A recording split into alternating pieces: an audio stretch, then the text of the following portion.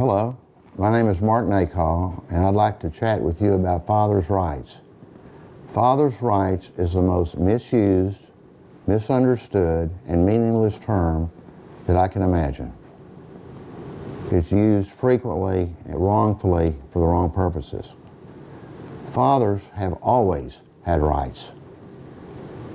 The issue is, are you going to exercise those rights?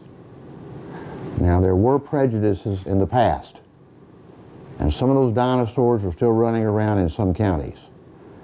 But generally, in the state of Texas and the Dallas-Fort Worth Metroplex, a father who is worthy and wants to be a part of his child's life is going to be a part of his child's life.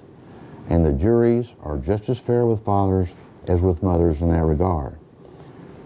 Father's rights is a misnomer because so many men don't exercise their rights.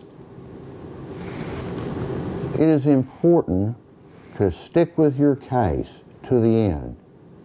It is important to be a part of your child's life.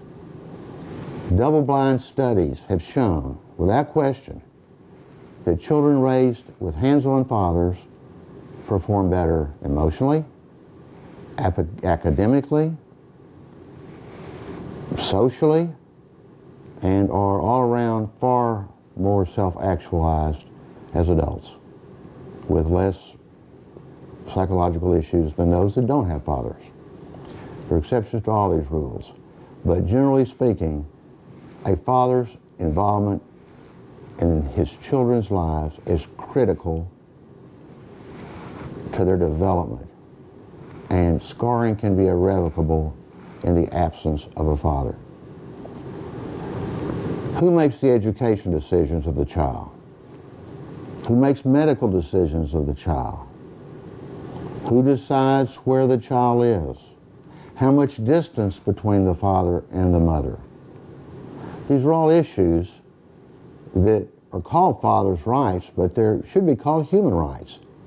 Because it's really not the father we're talking about or the mother. We're talking about the child. Every child deserves a father. Every child deserves to have a hands-on father that they can go to, who will be there at soccer games, at the math club, at the Latin club, at the swimming contest, at the dance studio, at the recitals.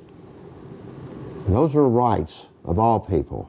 And fathers, if you want them, you need to exercise them.